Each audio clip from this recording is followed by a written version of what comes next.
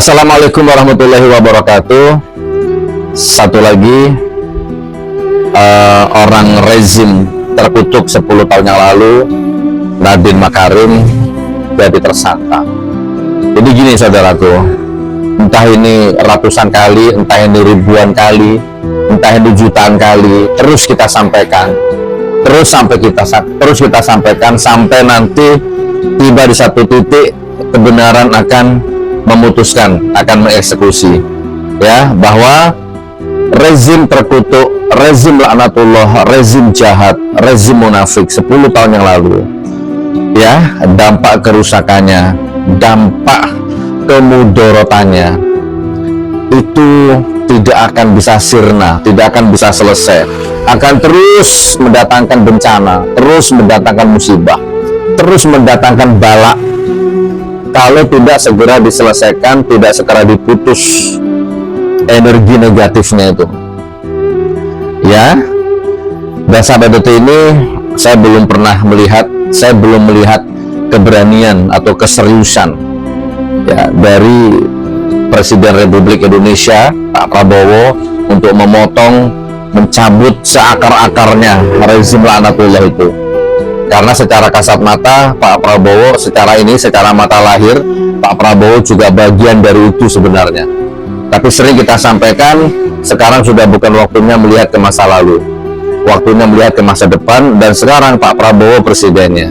Jadi sembuh tidaknya bangsa ini tergantung Pak Prabowo. Lihat, semakin kacau, sudah dipenjara, sudah ditangkap, ya.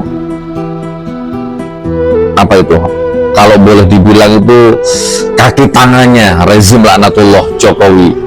Lalu Menteri Agama mantan, ya, sekarang lagi bola-balik mondar-mandir KPK, mencuri dana haji, mencuri kuota haji, belum ditahan, tapi beberapa aset sudah disita.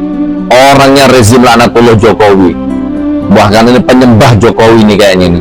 Sekarang Nadiem Makarim, ya, kasus laptop ditahan.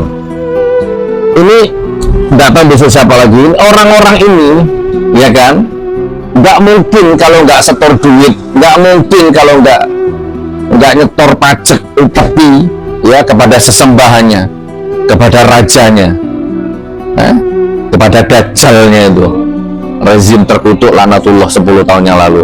Nah, sementara kita saksikan ini buzzer-buzzernya bermain terus, ya, orang-orang geng Solo bermain terus, belum dipangkas, belum dipenggal, belum dipotong sampai akar-akarnya ini sama Presiden Joko, sama Presiden Prabowo ini. Allahu Akbar. Kalau saya boleh, nggak usah berpilih-pilih, ya, langsung geng Solo itu bersihkan semua, selesai.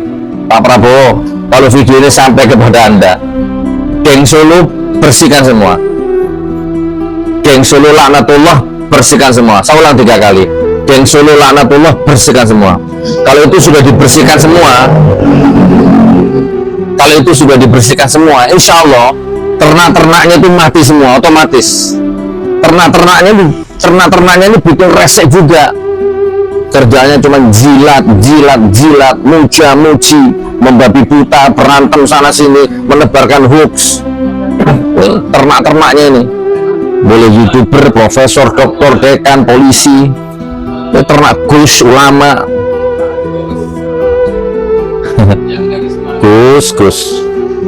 Gus Habib. Dulu ketika zaman rezim Jokowi berkuasa, menjilat ke rezim Jokowi, ya, Prabowo dihabiskan, dilaknatullah, dihujat-hujat.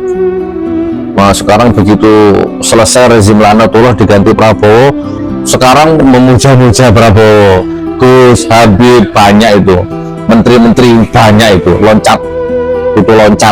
Nah, ini Indonesia nggak berkembang karena memang dipenuhi putu loncat seperti ini, dipenuhi penjilat-penjilat munafik seperti ini. Intinya Pak Prabowo terus sikat itu geng Solo itu, terus sikat. Kalau Anda tidak membersihkan geng Solo, pertama, ya memang ada bagian dari geng Solo sebenarnya, ya kan.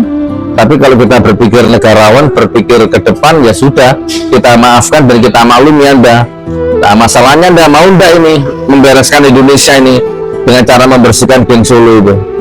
Anda lepaskan diri Anda dari bayangan masa lalu, dari virus geng Solo ini. Bersihkan geng Solo, selesai.